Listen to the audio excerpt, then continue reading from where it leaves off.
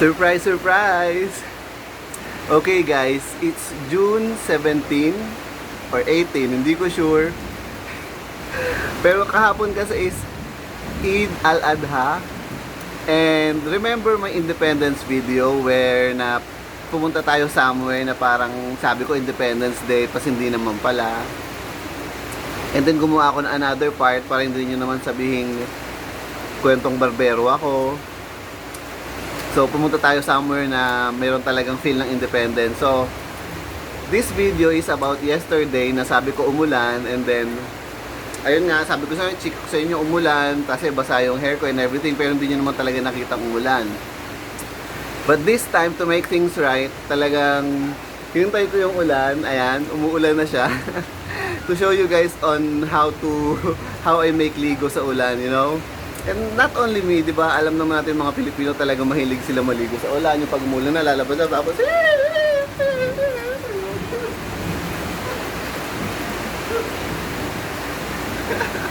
know that sensation? That sensation na yun, parang nawala na dun sa mga tao yun ngayon. Although nakikita ko pa rin sa iba, gano'n, sa mga news, diba? Yung mga tumatakot-takot. So ayun, ginawa ko itong another video nito kasi kahapon nga hindi siya umuulan, nabasa lang ako, and then nag-video ako. But this time talaga umuulan na guys, so hindi ako kwentong patsero, hindi rin kwentong barbero. Ayun, so ano ngayon, hapon ngayon, alas 3 ng hapon, and ayan, umuulan. It's twice in a row na umuulan ng hapon, so it's a sign na talaga magtatagulan na.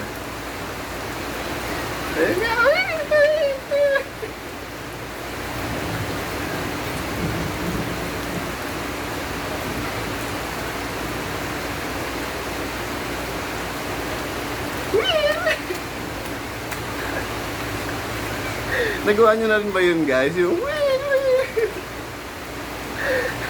I'm sorry guys, ang laki ng tiyan ko dito.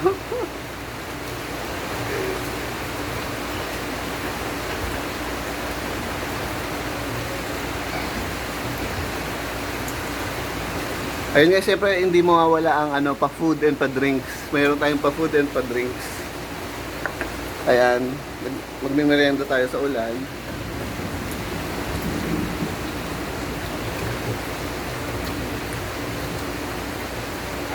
Ito pong drinks natin is just ordinary tang juice.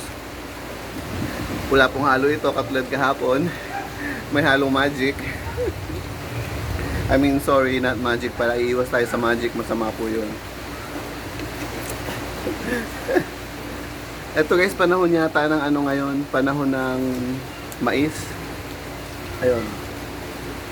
Medyo bitin yung ulan guys. Hindi katulad kahapon na talagang when it rain, it pours. Ngayon parang pasweet lang yung ulan. So, di ba? Pwede na. Baka may part 3 pa to, yung talagang when it rain, it pours na talagang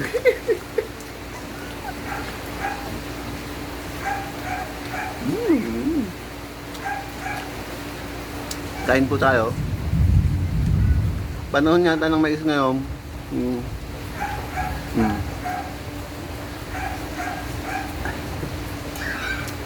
Napansin ko yun guys, na pag naliligo ako sa ulan minsan, lalabas ako ng house, tapos ganyan-ganyan lang. Alam mo yun, yung pa-poise na. Unlike nung araw na, di ba?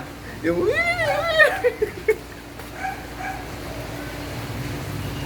parang yung mga tao ngayon parang bihira nang ma-feel yung ganung klase ng sensation. Yung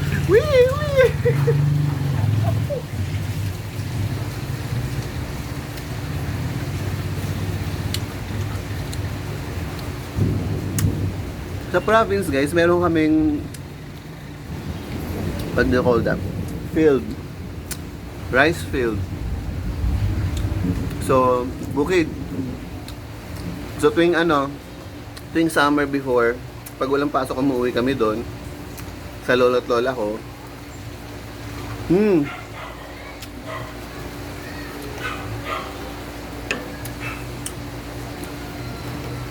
Excuse me guys, nagkukwento ako tapos kumakain.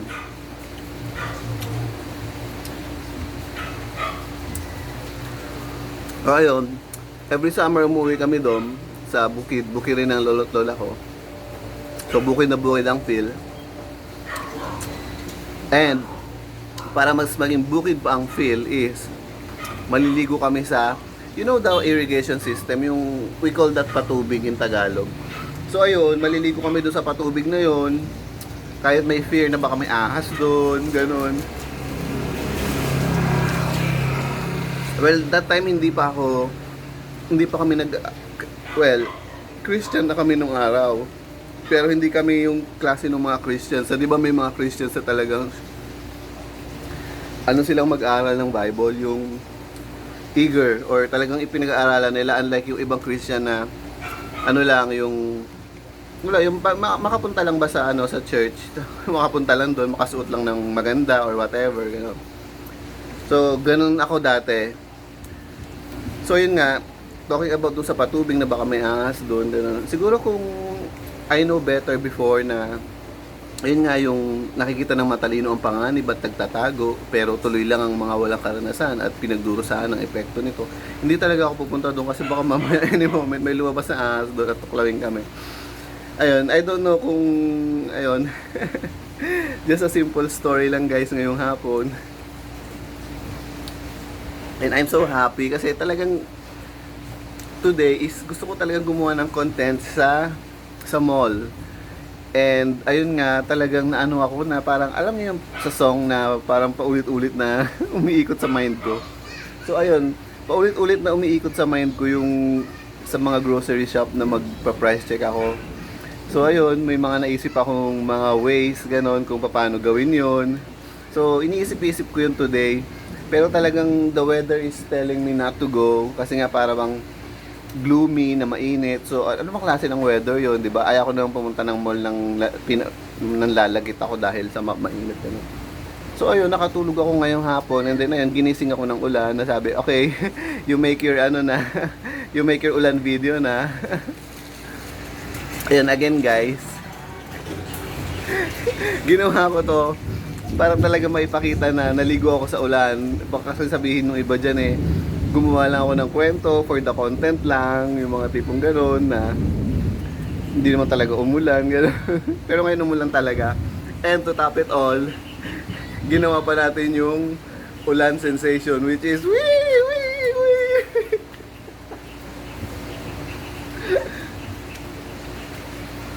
Diba? Unexpected and another feather on the hat kasi may 15-minute video na naman tayo today.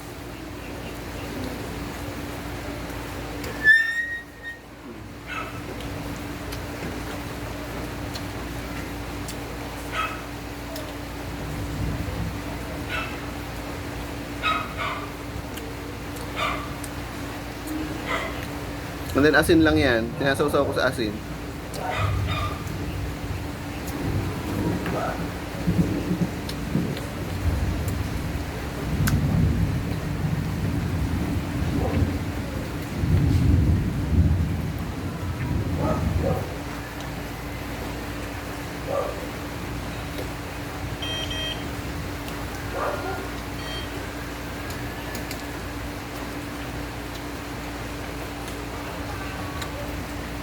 May isa pa akong naisip na content, guys.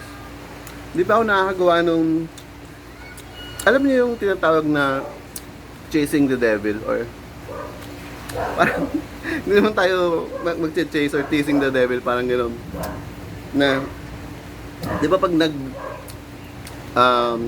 naggagawa tayo ng content sa mall, hindi tayo usually pumapasok sa mga store kasi nga baka sitahin tayo, gano'n. So ayun, naisip ko na gumawa ng content na papasok na sa mga store to check on their products, ganon.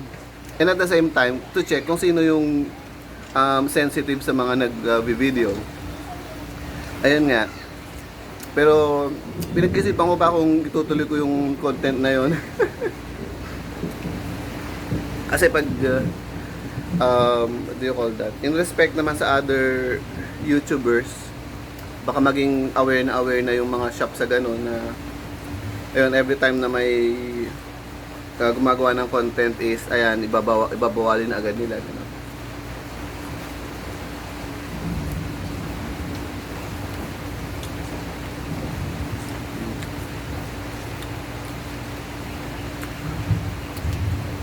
Guys, sa totoo, hindi malaki yung chan ko ha. Baka dito sa video, mukhang malaki, pero sa totoo, hindi.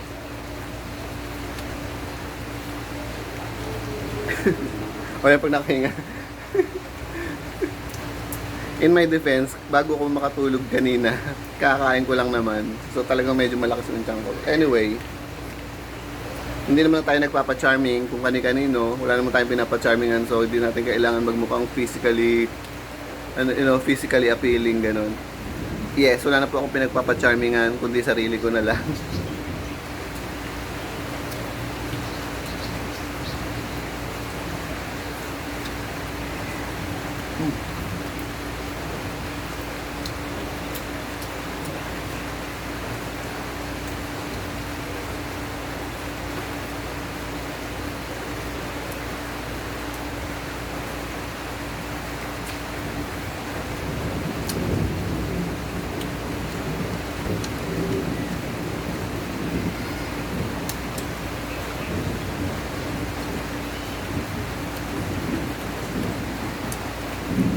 Parang tuloy alam ko na kung bakit yung sensation na wee, parang alam ko na kung bakit gano'n. It's like chanting sa Reyna, mulang ka pa. It's our body language na ginagawa natin yon, not knowing na body language pala siguro yon. Siguro ngayon ko lang din naisip to na yun nga, umulang ka pa.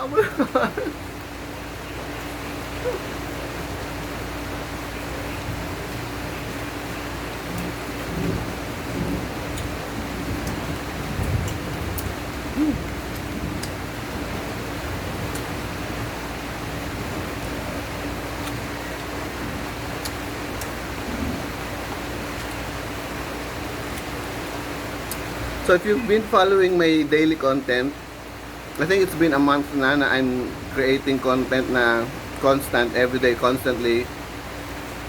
Ayun, baka tomorrow ko gawin yung kinikwento ko sa inyo na papasok tayo sa mga shops, and then we'll see kung sino yung mga shops na ayaw nang may gumagawa ng may hawak ng camera or gumagawa ng content dun sa stores nila. So yun,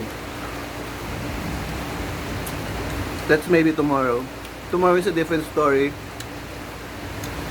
I live only for today. Tama ba yun? Basta something ganyan.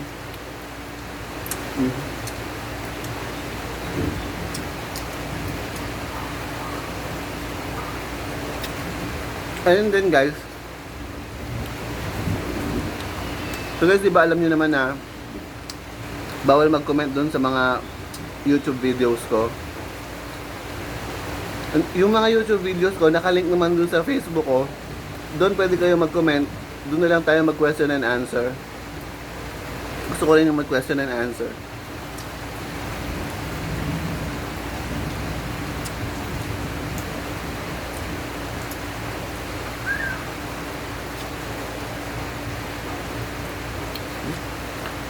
Hindi na masasarap yung mga corn ngayon, unlike before yung may mga Japanese corn na dilaw na malalaki gulong.